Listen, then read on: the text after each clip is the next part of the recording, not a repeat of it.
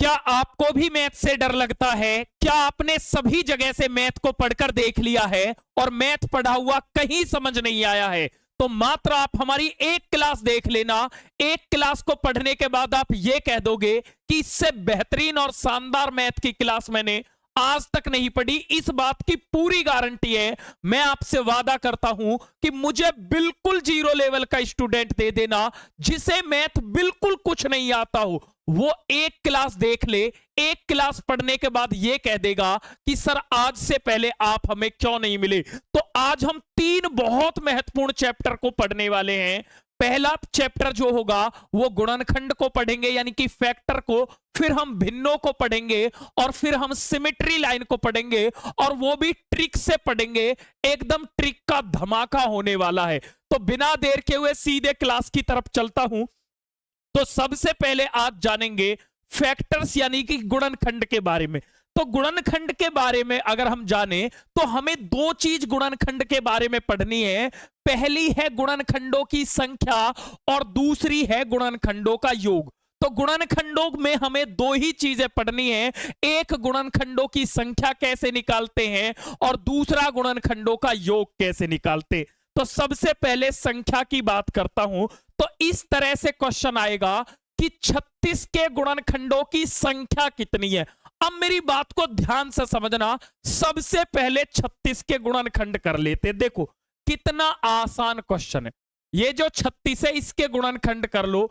2 से काटूंगा 18 बार, 2 से काटूंगा 9 बार, 3 से काटूंगा 3 बार, 3 से काटूंगा 1 बार। इस तरह से गुणनखंड कर लोगे, यहां तक तो कोई दिक्कत नहीं होगी। अब आप ये बताइए दो आया है वो कितनी बार आया है। जो 2 है वो 2 बार आया है, तो 2 की पावर 2 लिख दो, गुणा 3 जो है वो कितनी बार आया है, तो 3 भी 2 बार आया है। इसको ऐसे लिख लोगे, कोई दिक्कत तो नहीं है।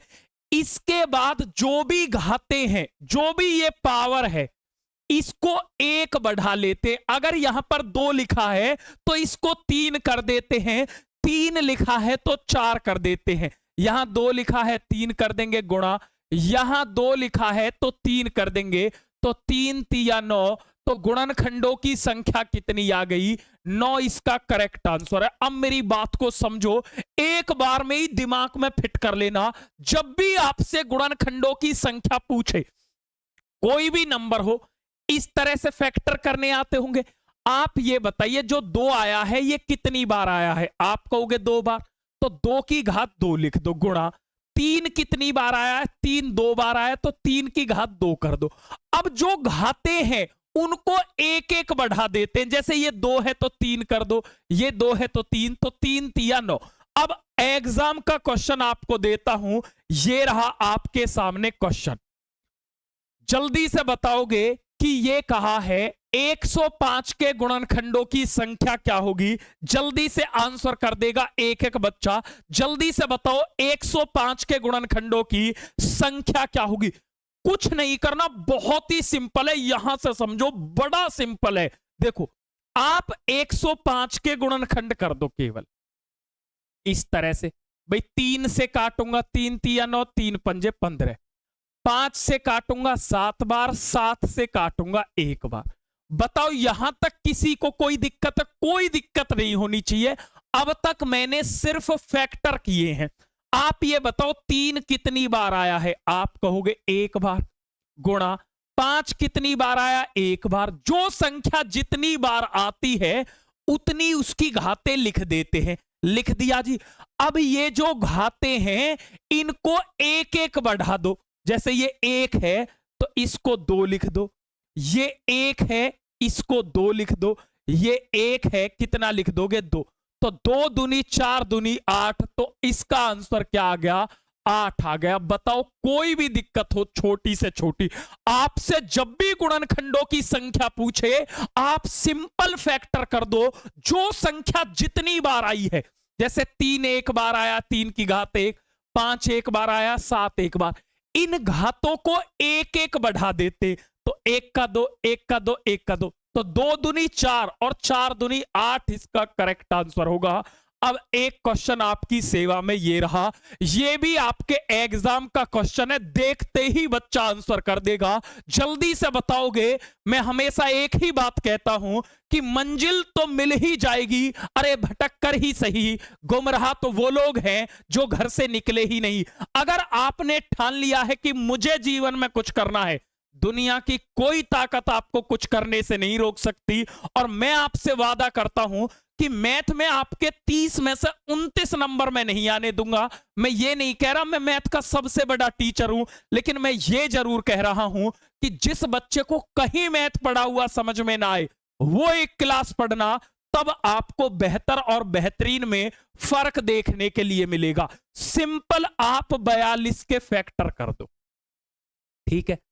तो 2 से काटोगे 21 बार, 3 से काटोगे 7 बार, 7 से काटोगे 1 बार। बस मुझे यह बता दीजिए कि 2 जो आया है वो कितनी बार आया है। आप कहोगे 2 एक बार आया है, 3 एक बार आया है, 7 एक बार आया। इस तरह से लिखना, ऐसे गुणनखंड करके जो संख्या जितनी बार आई उतनी बार लिख दो। अब ये घात 1 है तो इसे 2 कर दो, ये घात 1 है इसे 2 कर दो, ये घात 1 है इसे 2 कर दो। तो 2 दूनी 4 दूनी 8 इसका करेक्ट आंसर होगा। इसका भी आंसर क्या होगा? 8 इसका करेक्ट आंसर होगा। अब एग्जामिनर बड़ा चालाक होता है, हम भी उससे ज्यादा चालाक हैं। कभी कभी वो आपसे ये भी पूछ लेता है, अगर वो आपसे ये कहे कि अभाज्य गुणनखंडों की संख्या बताओ भाई, अगर आपसे वो ये कहे कि अभाज्य गुणनखंडों की संख्या बताओ, अब बच्चा इसमें फंस जाता है कि भाई प्राइम फैक्टर क्या होते हैं। अब मैं आपको समझाता हूं एक ही सेकंड में। अगर वो आपसे प्राइम फैक्टर पूछे कि अभाज्य गुणनखंडों की संख्या, देखो ये जो आती है ये कुल गुणनखंडों की संख्या है, लेकिन अगर आपसे अभाज्य गुणनखंडों की संख्या पूछे तो आप ये देखिए कि कौन कौन सा नंबर आया है। एक तो 2 आया है, एक 3 आया है, एक 7। तो 1 2 3 जो नंबर आए हैं उनको लिख दो, तो 3 है अभाज्य गुणनखंडों की संख्या। तो अगर कुल गुणनखंडों की संख्या पूछे तो मैंने बता दिया है, अगर अभाज्य गुणनखंडों की संख्या पूछे तो ये देखिए कि कौन कौन सी शकल के लोग आए हैं। 1 2 आया है, 3 आया है, 7। तो 1 2 3, तो 3 लोग आए हैं। जितने लोग आए उसको ही अभाज्य गुणनखंडों की संख्या कह देते हैं। ठीक है जी, लो ये रहा क्वेश्चन, आपसे पूछा है 1000 के अभाज्य गुणनखंडों की संख्या क्या होगी। जल्दी से बता दो, चुटकियों में क्वेश्चन हो जाएगा, वरना बच्चा समझ नहीं पाता है कि क्वेश्चन में आखिर पूछा क्या है। जल्दी से बताओगे। अब 1000 के फैक्टर कर लोगे 1000 के फैक्टर। भाई 2 से काटा 500 बार, 2 से काटा 250 बार, 2 से काटा 125 बार। अब ये 5 से कटेगा 25 बार, 5 से कटेगा 5 बार और 5 से कटेगा 1 बार। अब आप मुझे ये बताइए कि कौन कौन सा नंबर आया है। तो एक तो 2 आया है और क्या आया है 5। तो 2 ही तो संख्या आई है। तो जब अभाज्य गुणनखंडों की संख्या पूछे, आप ये चेक करिए कि कौन कौन सी शकल के लोग आए हैं। एक तो 2 की शकल का लोग आया है, एक 5 वाला आया है, तो 2 ही लोग आए हैं, 2 और 5। तो ऑप्शन नंबर बी। बताओ, इतना सा भी डाउट हो, इतना सा भी डाउट हो तो जब भी अभाज्य गुणनखंडों की संख्या पूछे, आप ये चेक कर लीजिए कि कौन कौन सी शकल के लोग आए हैं। एक 2 आया है और 5 आया है, 2 तरह की शकल के लोग आए हैं। तो ऑप्शन नंबर 20 का क्या हो जाएगा? बिल्कुल करेक्ट आंसर हो जाएगा।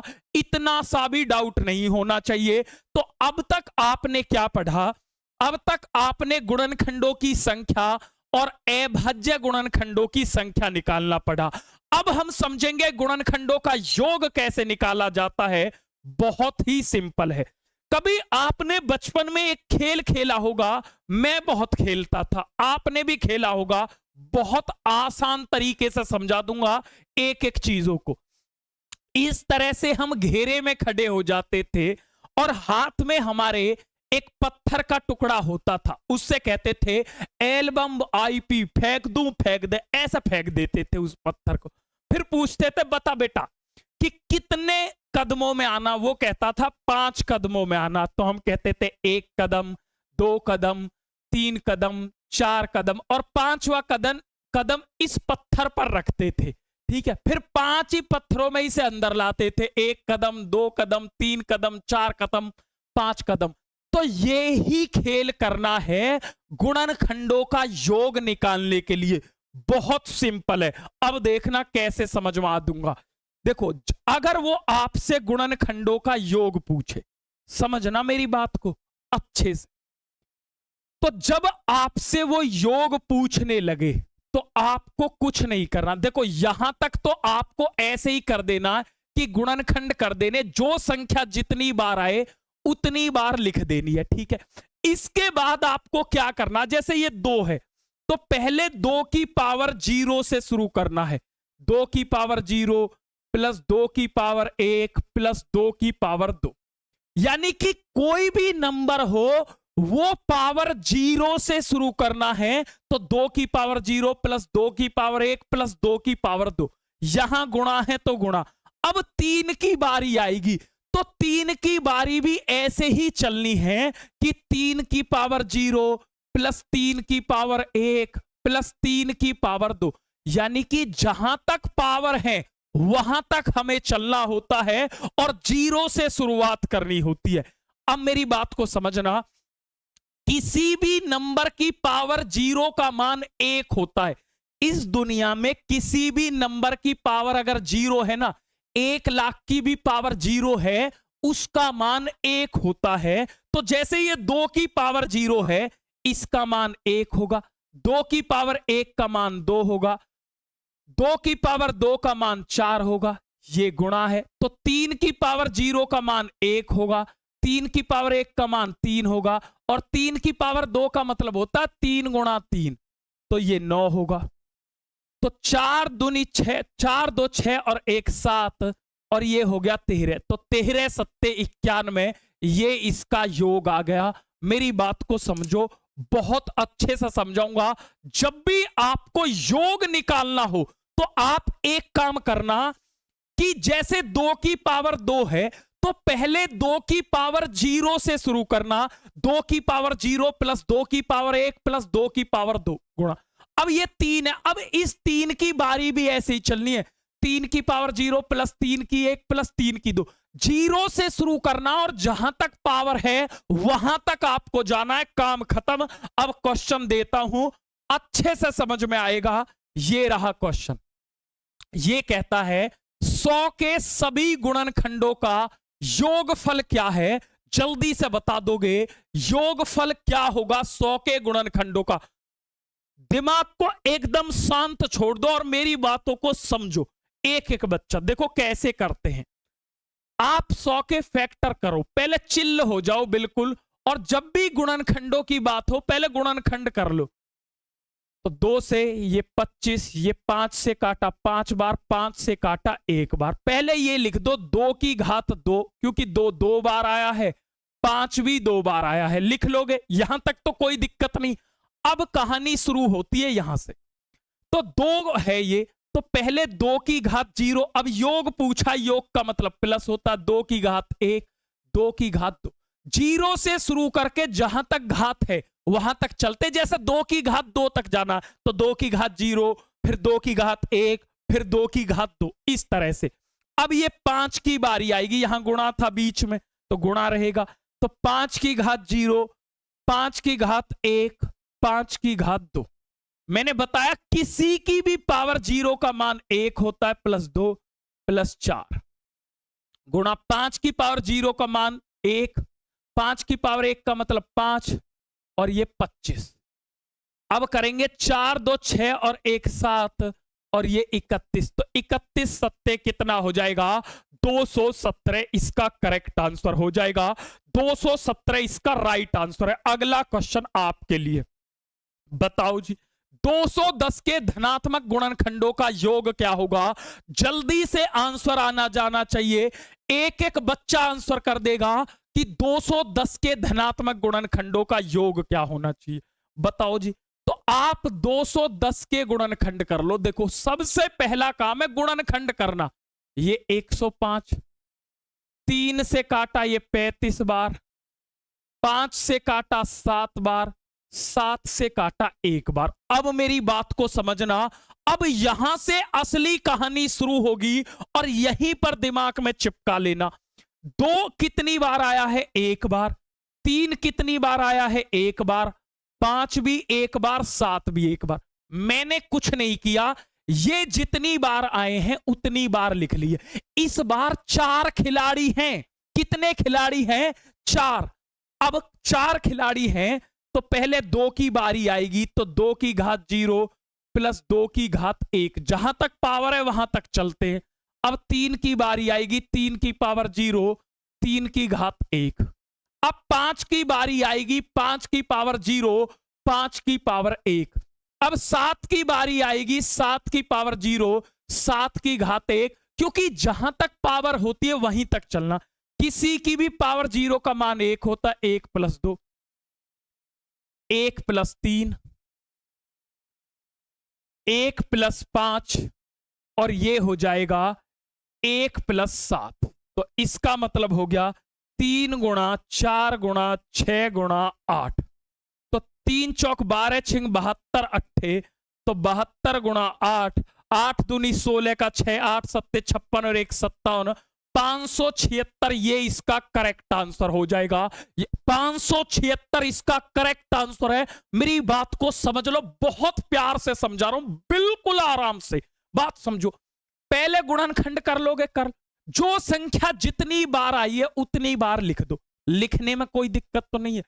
किसी भी संख्या की पावर 0 से शुरू करते हैं। जैसे 2 की घात 1 है तो 2 की घात 0 प्लस 2 की घात 1। दुनिया में किसी की भी घात 0 हो उसका मान 1 होता है। 2 की घात 1 का मतलब है 2 एक बार आया है।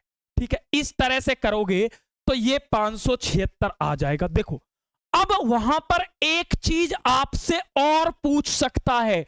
अगर वो आपसे ये कहे, ये तो कह रहा है धनात्मक गुणनखंडों का योग, लेकिन अगर वो आपसे ये कहे कि भाई अभाज्य गुणनखंडों का योग, अगर आपसे ये कह देता अभाज्य गुणनखंडों का योग, ये भी तो कह सकता है। जी हां, ये लास्ट पॉइंट है। अगर वो अभाज्य गुणनखंडों का योग कहे तो आप ये देखो कौन कौन सी शकल के लोग आए हैं। 2 आया है, 3 आया है, 5 आया है, 7 आया है। इनको जोड़ दो, 7 5 12 और 3 15 और 2 17। तो अभाज्य गुणनखंडों का योग कहे, आप ये देख लो कौन कौन सी शकल के आए हैं। 2 3 5 7, इन सब को जोड़ दो तो कितना आ जाएगा? 17 इसका करेक्ट आंसर होगा। और ऐसा ही क्वेश्चन आपके एग्जाम में ये रहा, पूछ लिया गया है। जल्दी से बताओगे। ये कह रहा है संख्या 27720 के विभिन्न अभाज्य गुणनखंडों का योग कितना होगा। कुछ नहीं करना, दिमाग से। जब भी देखो, आपको मैं मैथ सिखाने का एक लाजवाब तरीका बताता हूं। हमेशा जीवन में जब भी मैथ का क्वेश्चन आए तो आपको डरना नहीं है, पहले दिमाग से सोचना। गुणनखंडों की बात है, पहले गुणनखंड कर दो। लो जी, हमने क्या किया? 27720 के गुणनखंड कर दिए। क्या कर दिए? 27720 के गुणनखंड कर दिए। 2 से काटा 1 बार, 2 तिया 6, 2 अट्ठे 16, 2 छिक्के 12 0। फिर 2 से काटा, 2 छिक्के 12, 2 नम 18, 2 तिया 6 0। फिर 2 से काटा, 2 तिया 6, 2 चौक 8, 2 छिक्के 12, 2 पंजे 10। अब मैं इसे 3 से काटूंगा, 3 एकम 3, 3 एकम 3, 3 पंजे 15, 3 पंजे 15। फिर ये 3 से कट जाएगा तो 3 तिया 9, 2 3 अट्ठे 24, 3 पंजे 15। ठीक है, अब इसे 5 से काटूंगा, 5 सत्ते 35, 5 सत्ते 35। अब ये 7 से कटेगा 11 बार, 11 से कटेगा 1 बार। अब आप मुझे ये बता दीजिए कि कौन कौन सी शकल के लोग आए हैं। तो आप कहोगे एक 2 आया है, एक 3 आया है, एक 5 आया है, एक 7 आया है, एक 11 आया है। तो इतनी शकल के लोग आए हैं, इन सब को जोड़ दो तो 11 और 7 18 और 5 23 और 3 26 और 2 28, ये इसका करेक्ट आंसर है। तो 28 इसका करेक्ट आंसर था। तो जो पहला टॉपिक था जिसे कहते हैं गुणनखंड, वो हमने कंप्लीट पढ़ लिया है। अब हम दूसरे चैप्टर की तरफ चलते हैं जो बहुत ज्यादा इंपॉर्टेंट है, चाहे पेपर 1 हो चाहे पेपर 2 हो, यहां से क्वेश्चन जरूर आता है और इतने सिंपल तरीके से एक एक चीज समझाई जाएगी, जिस चैप्टर का नाम है भिन्न। अब भिन्नों के बारे में या तो आपसे छोटी भिन्न पूछे या बड़ी भिन्न पूछे, या भिन्नों को बढ़ते क्रम में लगवाए या घटते क्रम में लगवाए, बहुत अच्छे से एक एक बात समझाने वाला हूं। तो अगला जो हमारा चैप्टर है वो है भिन्न। यहां से एक क्वेश्चन आता है, होता क्या है, मेरी बात को समझना। वो इस तरह से आपको भिन्न देगा और वो कहेगा इसमें सबसे छोटी भिन्न क्या है या सबसे बड़ी भिन्न क्या है। देखो, जब भी भिन्न के बारे में छोटी भिन्न पूछे, बड़ी पूछे, कुछ भी पूछे, मैं 2 स्टेप बताऊंगा और 2 स्टेप में क्वेश्चन खत्म है। आप सबके ऊपर 2-2 जीरो बढ़ा लेना, ठीक है।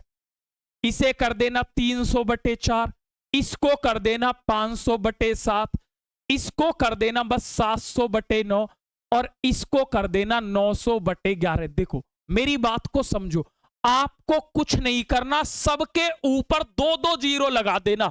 वो भिन्न में आपको कुछ भी पूछ ले, 2-2 जीरो चिपका देना, चिपका दी। अब सिंपल भाग देना है तो सिंपल 4 सत्ते 28, 4 पंजे 20, 7 से काटूंगा 7 सत्ते 49, 1 7 एकम 7, 9 से काटूंगा 9 सत्ते 63, 9 सत्ते 63, 11 अट्ठे 88, 2 11 एकम 11। अब मैं आपसे पूछना चाहता हूं इसमें सबसे छोटा नंबर कौन सा है। तो आप कहोगे सबसे छोटा नंबर है 71। जो दूसरे नंबर पर आया है, तो दूसरे नंबर पर भिन्न कौन सी आई है, 5/7 इसमें सबसे छोटी भिन्न है। बहुत ज्यादा इंपॉर्टेंट है, वेरी वेरी इंपॉर्टेंट कर लेना।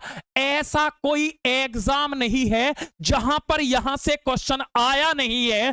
सबसे ज्यादा मैथ का इंपॉर्टेंट चैप्टर अगर कोई है तो वो यही है, समझो।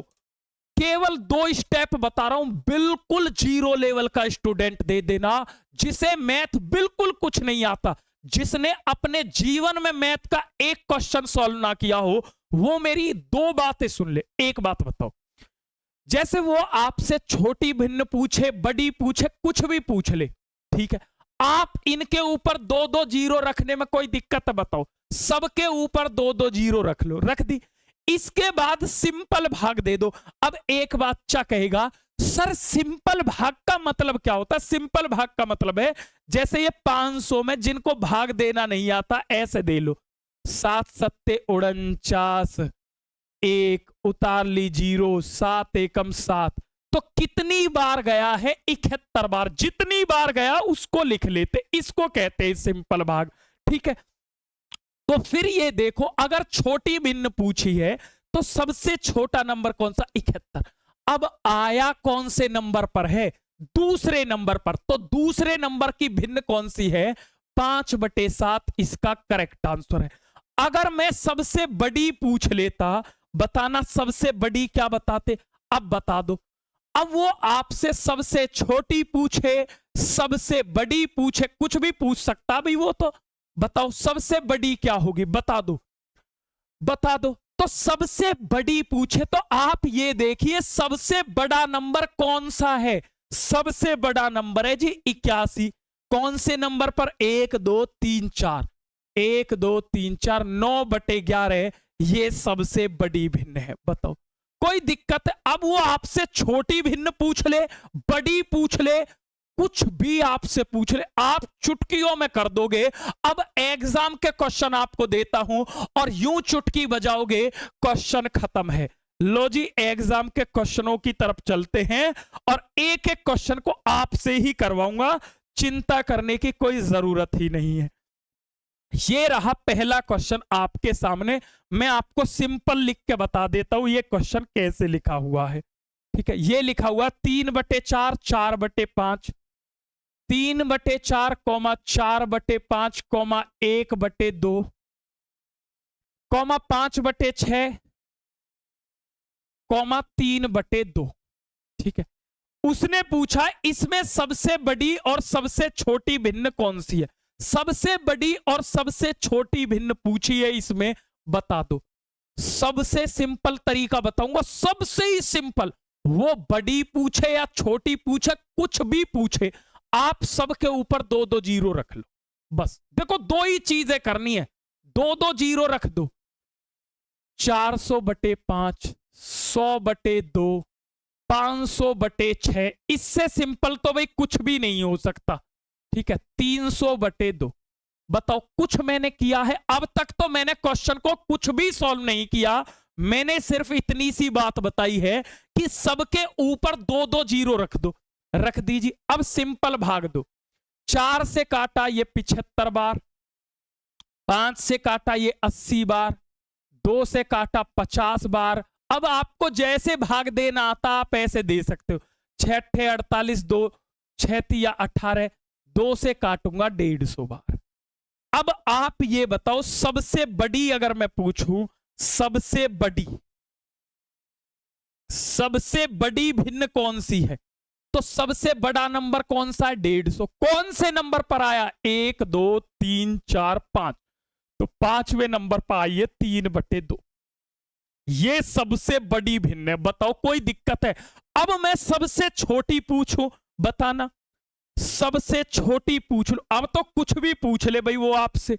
सबसे छोटी भिन्न कौन सी है? सबसे छोटा नंबर है 50।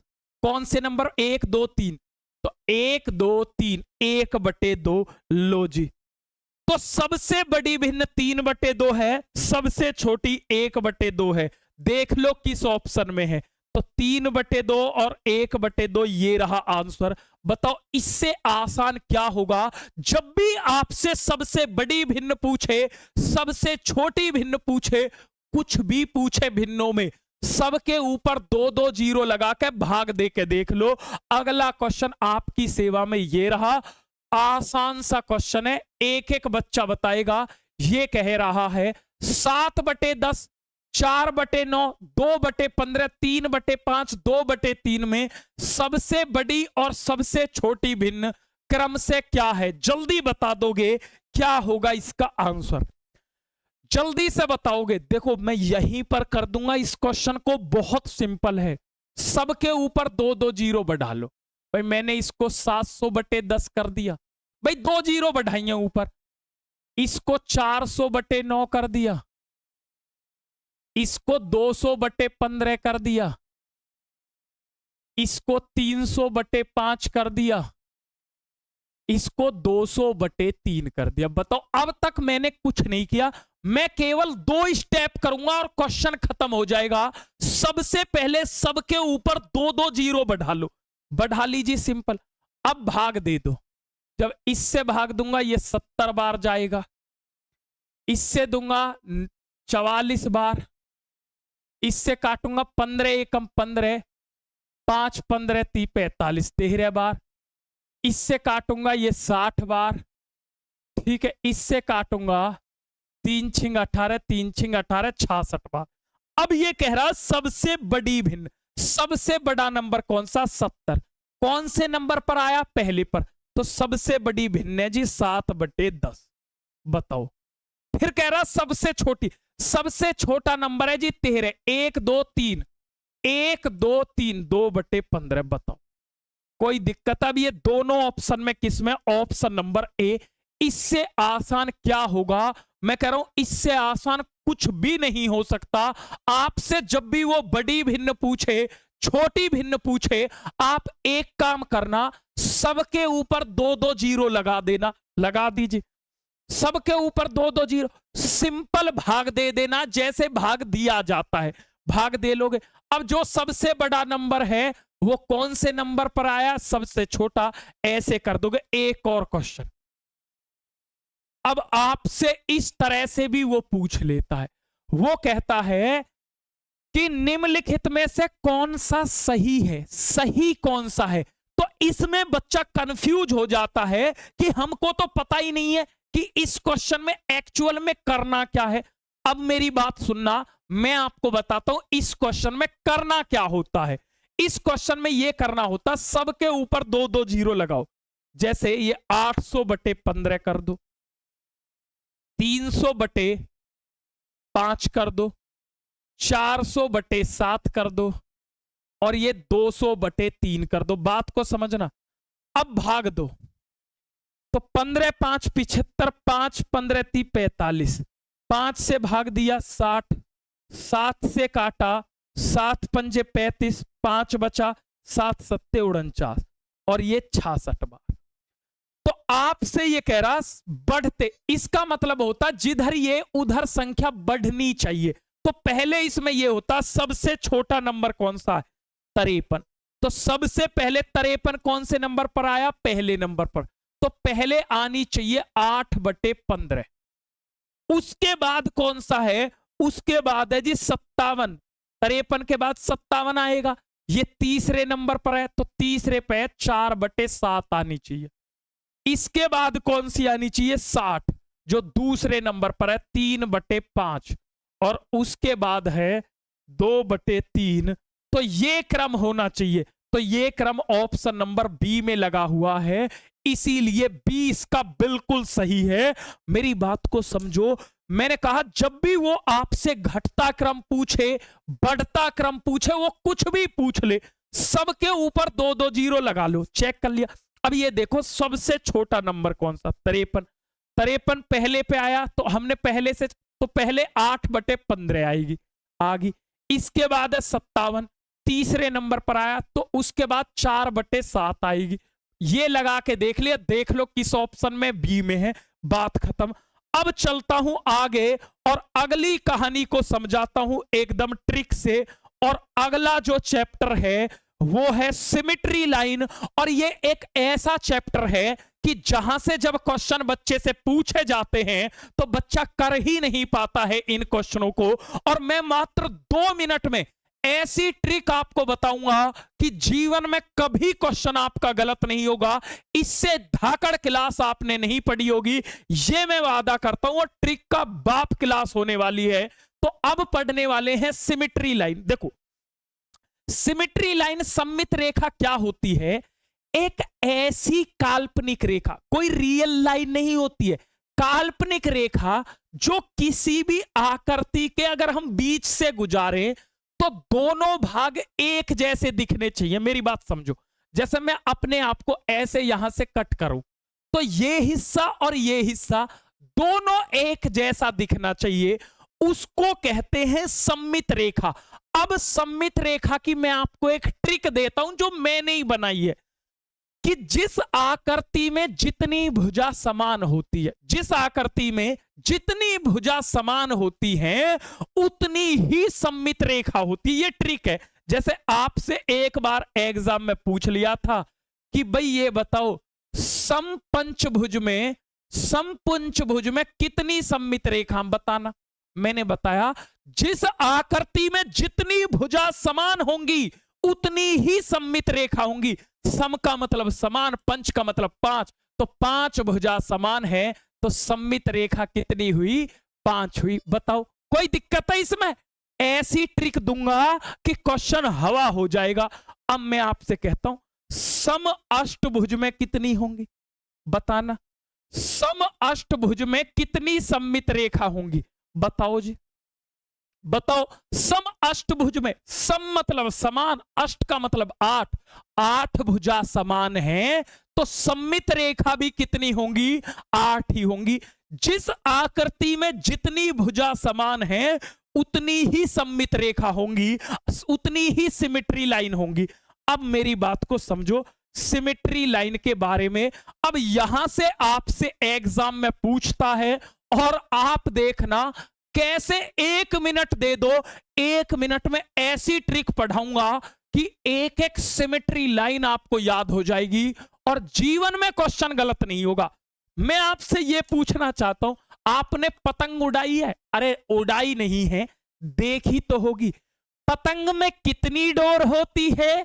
बच्चा कहेगा एक डोर होती है। भाई पतंग में कितनी डोर होती है? एक डोर। जब पतंग में डोर एक है तो सममित रेखा कितनी हुई? एक। तो आपसे यही पूछ लेगा कि भाई ये बताओ पतंग में कितनी सममित रेखा होती है? आप कहोगे हमारे गुरुजी ने ऐसे याद किया था कि पतंग में डोर एक होती है तो सममित रेखा कितनी होगी? एक। कोई दिक्कत नहीं। वर्ग स्क्वायर में कितनी होती है? कभी आपने वर्ग को देखा है? वर्ग ऐसा होता है, जिसकी चारों भुजाएं बराबर होती हैं उसको वर्ग कहते हैं।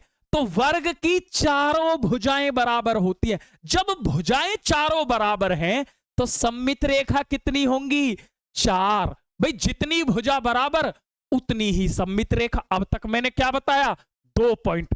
भैया पतंग में कितनी डोर? एक। तो सममित रेखा कितनी हुई? एक। वर्ग की कितनी भुजा समान होती है? 4। तो सममित रेखा कितनी हुई? 4। अब आपने एक बचपन में फिल्म देखी होगी, बचपन नहीं अभी 1 साल पहले एक फिल्म आई थी जिसका नाम था RR। क्या नाम था? RR। तो RR में कितने आर है? आप ये बताओ RR में कितने आर है? मुझे ये बता दो, बस बताओ RR में कितने आर हैं? भाई एक फिल्म देखी होगी जिसका नाम था RR, तो मुझे बस ये बता दो RR में यहां कितने आर दिख रहे? 2। तो जो भी आकृति R से शुरू हो उसमें 2 होती है। अब तक मैंने 3 बातें बताई हैं, दिमाग में हिट हो जानी चाहिए। पतंग में 1 डोर होती है, सममित रेखा 1। वर्ग की 4 भुजा बराबर होती हैं, सममित रेखा 4। और जिस आकृति में R दिख जाए तो उसमें 2। बस क्योंकि RR एक फिल्म आई थी, 2 R थे और 2 सममित रेखा है। तो R से क्या बनता है? रेक्टेंगल। और R से बनता है रोम्बस। बहुत ज्यादा इंपॉर्टेंट है, वेरी वेरी इंपॉर्टेंट कर लेना, कुछ नहीं याद करना। भाई दिमाग को शांत छोड़ दो, बच्चा रटता ही नहीं, आकृतियों में समझता नहीं है। मैं कह रहा हूं 1 मिनट मुझे दो, जीवन में क्वेश्चन गलत हो जाए मुझसे जीवन में मत पढ़ना। मैंने कहा पतंग में कितनी डोर? आप कहोगे 1 डोर। जब पतंग में डोर 1 तो सममित रेखा कितनी हुई? 1। कोई दिक्कत यहां तक नहीं। मैंने आपको बताया वर्ग की 4 भुजा बराबर है तो सममित रेखा कितनी हुई? 4। RR एक फिल्म थी तो RR में कितने आर? 2। तो जो भी आकृति बस यही 2 आर से शुरू होती है, R से रेक्टेंगल, R से रोम्बस, तो इसमें 2-2। अब देखो भारत में एक कहावत है कि नाम बड़े और दर्शन छोटे। नाम बड़े और दर्शन छोटे। सबसे बड़ा आकृतियों में जो नाम है ना वो समांतर चतुर्भुज है। बच्चों से लेना भी नहीं आता है, पैरेललोग्राम है। नाम बड़ा, दर्शन क्या होंगे? छोटे। तो नाम बड़ा, दर्शन छोटे। तो नाम देखने में सबसे बड़ा है और दर्शन छोटे, मतलब सममित रेखा कितनी होंगी? 0 होंगी। अब तक मैंने कुछ नहीं बताया। पतंग में कितनी डोर? 1। वर्ग की 4 भुजा बराबर तो 4। मैंने बताया RR में कितने आर? 2। नाम बड़ा, दर्शन छोटा। अब देखो, अब नाम कोई पढ़ना सब कुछ हो जाएगा। सम मतलब समान, बाहु मतलब भुजा, त्रिभुज। जिसकी त्रिभुज में कितनी भुजा? 3। जब तीनों भुजा समान है तो सममित रेखा कितनी होंगी? जब तीनों भुजा समान है तो सममित रेखा 3 होंगी। भाई ये खुद कह रहा, आप रटो मत। वो कह रहा त्रिभुज में 3 भुजा होती हैं, ठीक है। तीनों सम, सम मतलब तीनों समान। जब तीनों समान हैं तो सममित रेखा कितनी हुई? 3। अब देखो त्रिभुज में कितनी भुजा होती है? 3। विषम का मतलब क्या होता है? विषम का मतलब होता है अलग अलग। जब तीनों भुजा अलग अलग हैं तो सममित रेखा कितनी होगी? 0।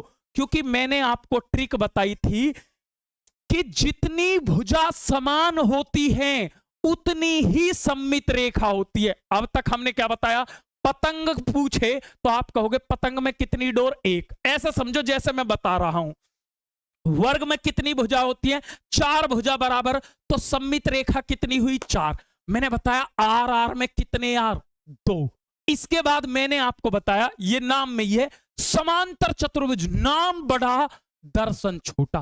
फिर कहेगा समबाहु, सम मतलब समान, बाहु मतलब भुजा, 3। 3 भुजा समान है तो 3। विषम, तीनों अलग अलग भुजा, तीनों अलग अलग हैं तो सममित रेखा कितनी हुई? 0 हुई। अब आगे वो पूछता, अब 2 जो आकृति हैं वो अपवाद हैं।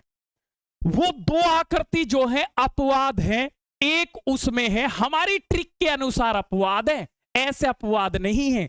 हमारी जो ट्रिक है उसके अकॉर्डिंग आपसे वो कहेगा समद्विबाहु त्रिभुज। बस इसको याद रखना कि सम मतलब समान, द्वि मतलब 2, बाहु त्रिभुज।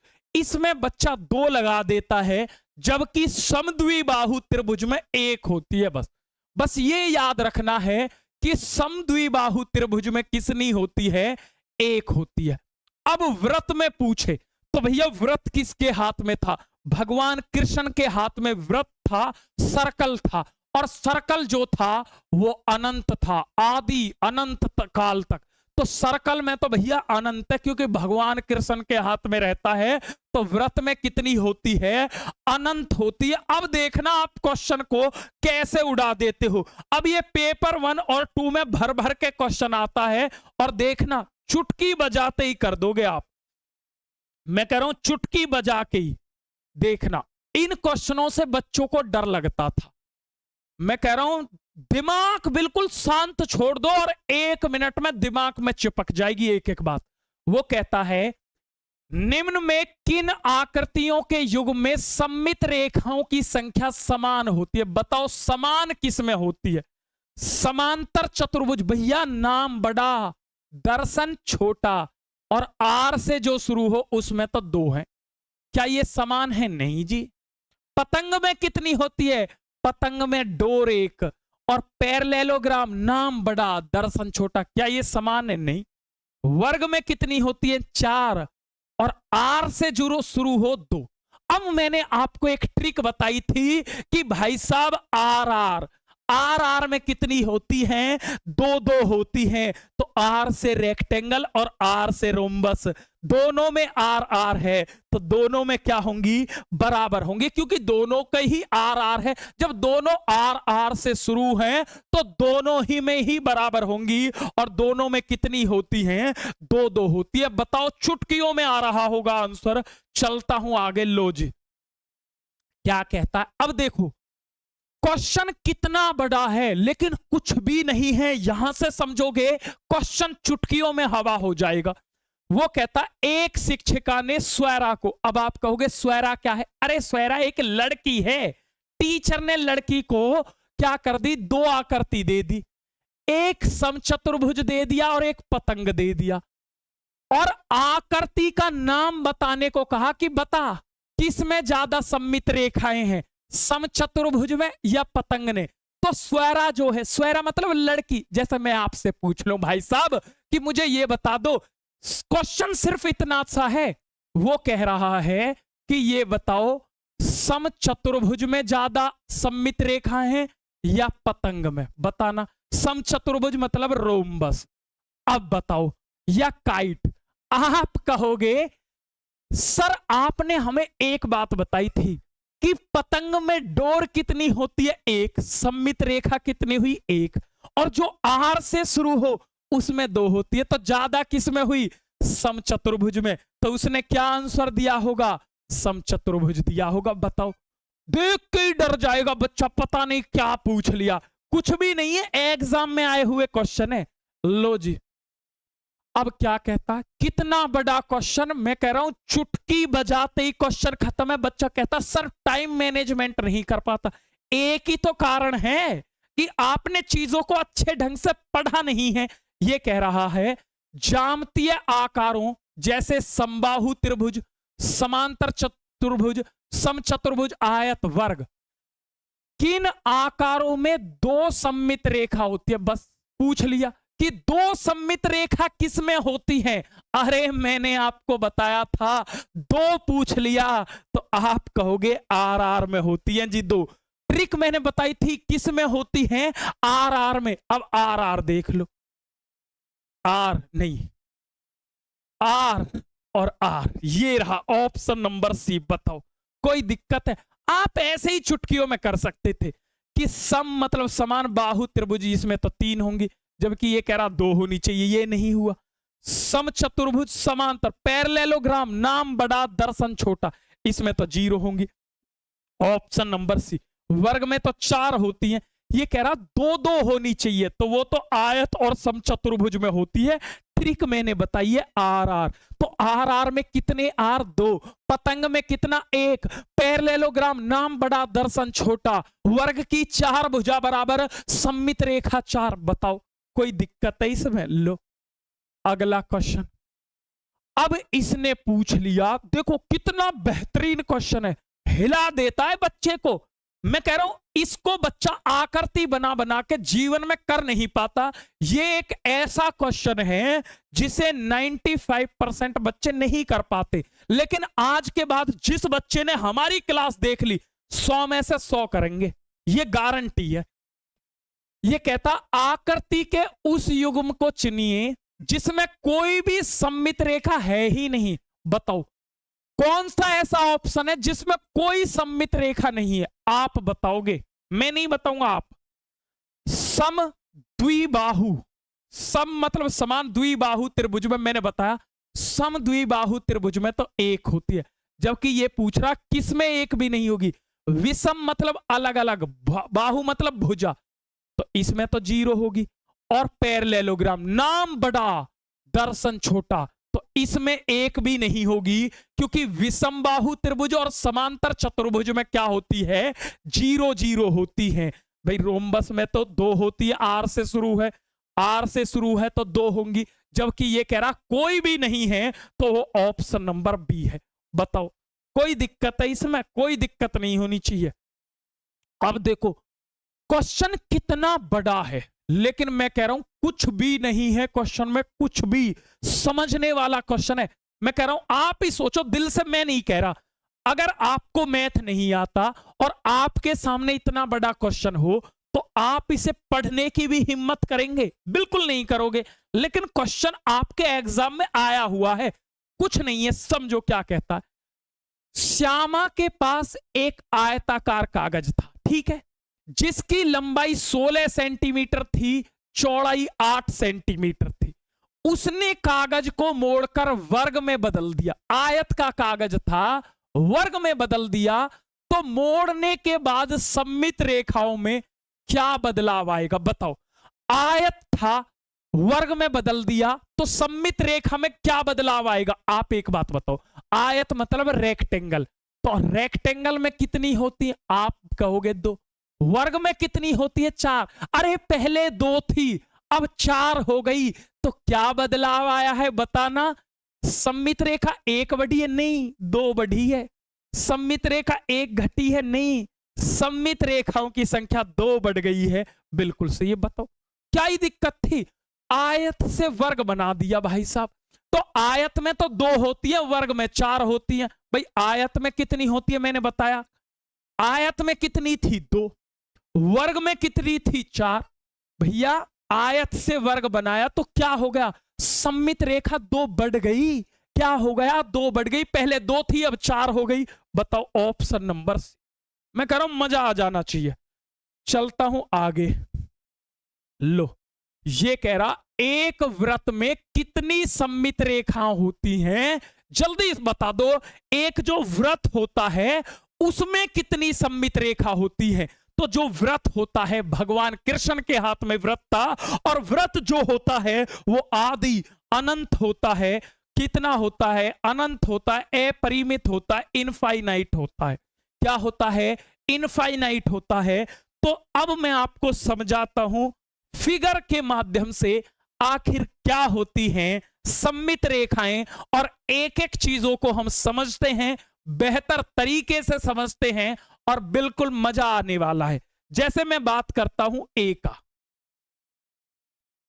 अब आपसे वो ये भी पूछ लेगा भाई ए में कितनी सममित रेखा है। देखो बात को समझना, सममित रेखा वो होती है जब किसी आकृति को हम बीचों बीच से काटे तो दोनों भाग एक जैसे चमकने चाहिए, समझना मेरी बात को। तो भैया एक तो काटा जाता ऐसे, इसको कहते क्षैतिज। तो ऐसे काटूंगा, ऊपर से ये ऐसे दिखेगा, नीचे से ये ऐसा। तो ये क्या इसके जैसा दिख रहा? नहीं। तो एक तो ऐसे काटते हैं और एक ऐसे काटते हैं बीचों बीच से, तो इधर से ऐसा दिखेगा, इधर से ऐसा। क्या ये इसके जैसा दिख रहा? बिल्कुल। तो ए में कितनी सममित रेखा है? एक है। ए में कितनी सममित रेखा? एक। जितने हिस्से दोनों बराबर दिखे उतनी ही सममित रेखा होती है। जैसे मैं आपसे कहूं बी में, समझना मेरी बात को। अब बी में कितनी होंगी बताना, बी में बताओ भाई। देखो अब मेरी बात को समझो, अगर मैं बी को ऐसे कट करता हूं, कर दिया जी, तो ये इधर से ऐसा दिखेगा, इधर से ऐसा। क्या ये इसके जैसा? नहीं। इधर तो लाइन है, इधर तो लाइन ही नहीं है। अब एक बार ऐसे कट करते, एक बार ऐसे, तो ऊपर से ऐसा दिखेगा, नीचे से ऐसा। क्या ये एक जैसे दिख रहे हैं? बिल्कुल। तो बी में कितनी हुई? एक हुई। कितनी हुई? बी में भी एक। अब मैं आपसे पूछता हूं, ये है एच, और बहुत बार आपसे एग्जाम में पूछा गया है, जल्दी से बताओगे एच में कितनी है? बताओ। तो आप कहोगे अगर मैं एच को ऐसे काट दूं तो ऊपर से ये ऐसा दिखेगा, नीचे से ऐसा। सममित रेखा वो होती है जो किसी आकृति के बिल्कुल बीचों बीच से गुजारी जाए, बिल्कुल बीच से काट दो। तो ऊपर से ऐसा, एक तो ये हो गई। अब एक बार ऐसे काटते हैं, एक बार ऐसे काटते हैं, तो इधर से ऐसा, इधर से, ये भी इसके जैसी है।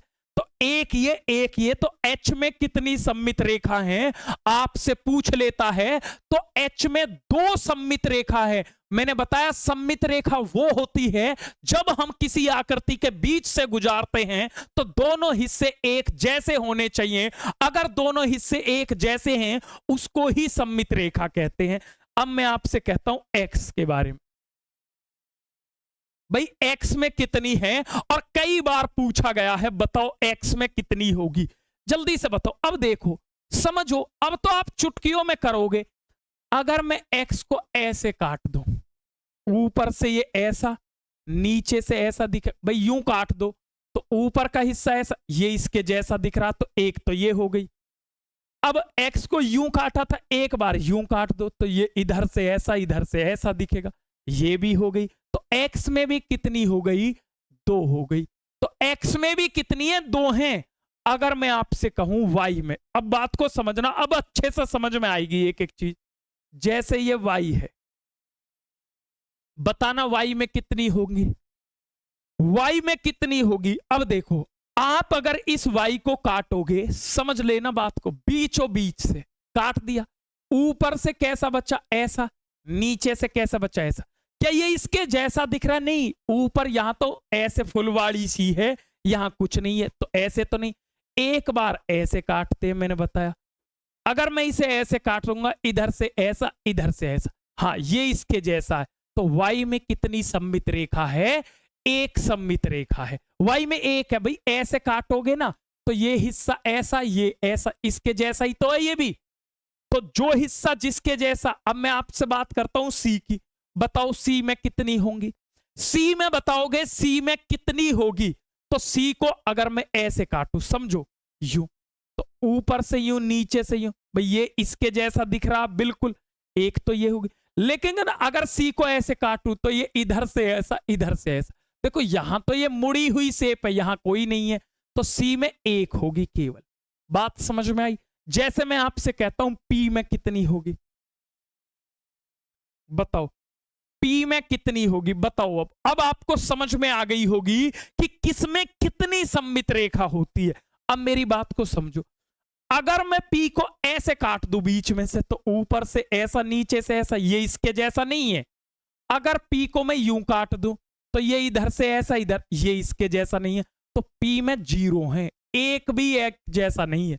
ऐसे ही एन में भी जीरो होंगी, काट के देख लेना, यूं काटना, एक भी एक जैसा नहीं दिखेगा। ठीक है, तो एक नंबर दे रहा हूं 89,201 02816।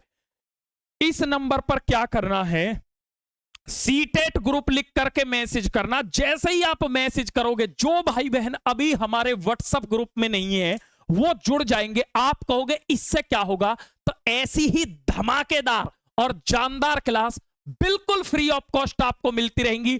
आपसे मैं वादा करता हूं, अगर आपकी नजर में कोई 0 लेवल का स्टूडेंट है जिसे मैथ बिल्कुल समझ नहीं आता, सभी जगह से पढ़ चुका है, थक चुका है और उसे उम्मीद नहीं है कि सर मैं मैथ में पास हो भी पाऊंगा या नहीं, वो हमारी एक क्लास देख ले, उसे यकीन हो जाएगा। 3 चैप्टर आज करा दिए हैं और तीनों आपकी अच्छे से समझ में आ गए होंगे। इनसे बाहर क्वेश्चन नहीं जाएगा। क्लास कैसी लगी एक बार लाइक ठोक दो भाई, जितने बच्चे देख रहे हैं उतने ही लाइक, और जो बाद में देखे वो भी लाइक, और कमेंट बॉक्स में से दिल से आवाज आनी चाहिए क्लास आपको कैसी लगी। और आपसे छोटा सा एक ही गिलास हुआ है, इस क्लास को अगर सबसे अच्छी लगी हो तो ज्यादा से ज्यादा बच्चों तक शेयर करें। और आप बिल्कुल चिंता ना करें, चाहे पेपर 1 हो चाहे पेपर 2 हो, कंप्लीट मैथ पढ़ाऊंगा, टेंशन नहीं लेनी। कंप्लीट मैथ करा दूंगा 20 तारीख तक, 20 तक आपको कंप्लीट मैथ पढ़ा दूंगा, टेंशन फ्री रहिए। जबरदस्त तरीके से पढ़ा दूंगा और ऐसा पढ़ाऊंगा कि मैथ का डर ही हवा हो जाएगा। तो आप बिल्कुल निश्चिंत रहें, सीडीपी और मैथ की गारंटी मेरी है, बस आपकी गारंटी इतनी है, ज्यादा से ज्यादा बच्चों तक पहुंचाना। बिल्कुल फ्री है यार, पहुंचा दो फ्री में, और क्या चाहिए। जो ग्रुप से नहीं जुड़े जुड़ जाएंगे। Like share subscribe. जय हिंद।